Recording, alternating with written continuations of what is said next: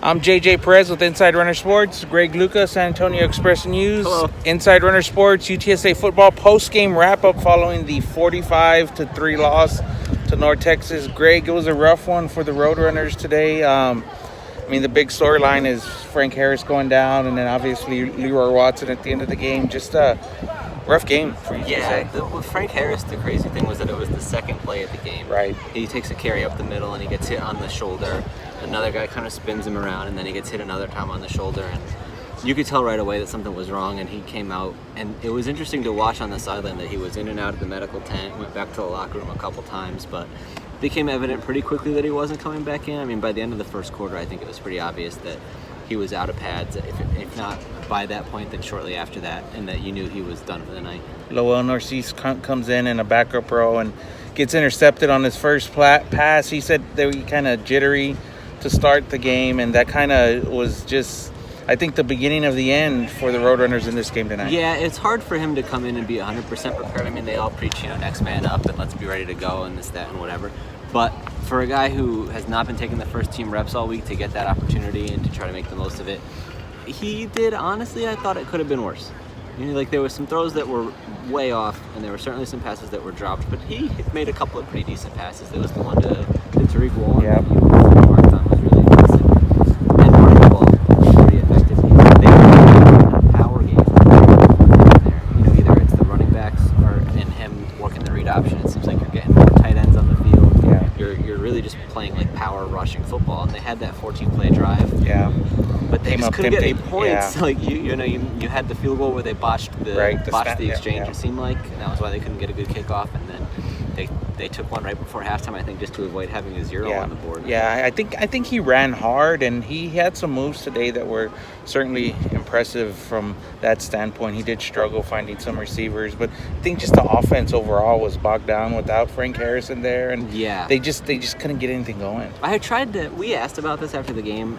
It felt like it was such a deflating thing for them to lose him. Right. Because he's kind of been positioned as the guy to lead the offense and to turn things around and be the guy who was a difference maker compared to last year. And when you just take away that element, you're back to last season, which is not where any of them want to be. We had a odd post-game situation today, so we didn't get much in post-game, but I guess a deadline problem. Yes, 6:30 start. Yes, that and facility issues also, but the Roadrunners kind of circled this game as a measuring stick game, and it didn't go well. So where are the Roadrunners heading into the bye week? Well, right? I think once Frank Harris goes down, you can sort of delay your measuring stick kind of thing.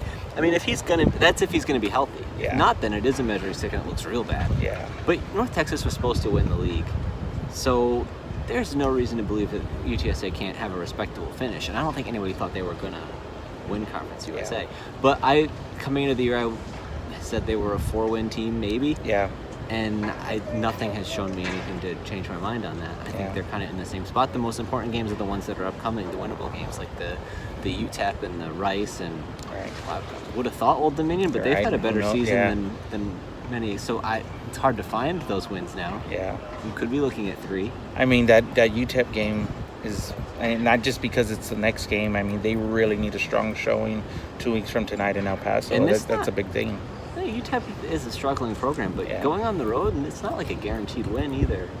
So that would be very scary for UTSA fans to now then be 1-4, 0-2 in conference, and if that's not a winnable game, you got to win Rice at home, I guess. That would be your thing, is defend the dome or whatever. That would be your hope, is that you can play really well at home. At the end of the game, there was a scary situation with tight end Leroy Watson, who went down with a neck injury. Coach Wilson said he had feeling in his fingers and toes, and they just wanted to get him to ER as quick as possible. I didn't kind of see what happened. It looked like he kind of rolled his neck. Yeah, we had some time after the game, and thankfully it's a Facebook stream, so you just pull up the video. I couldn't tell at all what happened. It looked like a very routine tackle where he was trying to make the catch, did not make it, but the guy kind of wrapped him up around the waist and kind of swung him down, and he sort of kind of the base. It wasn't like he rolled onto his head particularly hard.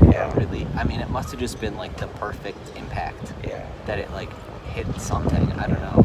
Hopefully it's not too serious, because Wilson said he had movement and feeling in his toes, hands and feet. So best wishes out there, but I hope everyone's all right. So the Roadrunners are 1-3 at the bye week. Bye week comes. Yeah, obviously they need it. Just Do you think it's a good thing to have a bye week when you get blown out 3 times in a row, or would you rather just get back out there? I think they'd rather get back out there, but obviously with Frank Harris being injured, that's a critical injury, and right, that's probably the biggest point. I mean, if he was banged up last week, which he was, he missed 2 plays, but he went back in. I mean, obviously he's not 100%, but they decided to give it a go. So that's going to be the major storyline, I think, over the next 2 weeks is what's his status and is he going to play? And that was the thing is I thought after the way it played out against Army that we might see him come back in, just because there was like a precedent for that where he had presumably a similar injury or the same kind of thing last week, and they gave it another go. But do you think that there was a mistake in the play calling to have him be running the ball to begin with? I mean, that's a fair question. The both plays he was in were zone read plays, and you have to ask yourself, if you have a shoulder injury or an arm injury, why are you running a play like that? But I mean, if you're a rushing, scrambling quarterback, you can't tell the quarterback not to rush or scramble. If you're in, you're gonna make those plays. Right. So he was in the game, so that's what's gonna happen. Yeah, I mean, to me, it's more. We saw a lot of missed tackles today. That's kind of a trend. Yeah, that's been. I mean, yes, that was problematic, but I think, one of the touchdowns, the 25-yarder, he was untouched. There's no missed tackles there. He just walked right through. I mean, let's give credit to North Texas. They look strong tonight. Yeah, right? They didn't even need to really do the things that they are talked about for doing. It was not like this all-out passing attack. I think Mason Fine had 195 yards in 3 quarters or something like that, and they really did their work on the ground, but they were highly effective at it. It seemed like they had a lot of holes to run through. Also, thanks to North Texas for the free wrestling. Yeah, that was good wrestling. You didn't frame the shot correctly. No, yeah, there's wrestling going on over there. There was. Yeah, MVP just left. I got that video. I was unfortunately mostly writing, but it seemed like there was some good moves out there. Yeah, it was good stuff. UTSA, take some notes. We could do this in the Alamo Dome. It'd be even easier to set up indoors. Yeah. I'm just saying. Yeah, get it on a cart, roll it out here in and out. Wow, I hadn't even considered that move. Yeah. JJ's got the ideas. He's the big money guy. You ready to get out of here?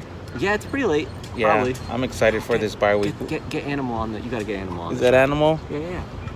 That's Animal. JJ doesn't know his wrestling. Yeah, I do not know my wrestling. Your viewers will know who that is. So big guy. That'll wrap it up. JJ Perez at Greg Luca. Be sure to follow him on deadline today. It's not easy work, but we appreciate you guys following, and we'll see you guys back in San Antonio. Thanks for watching.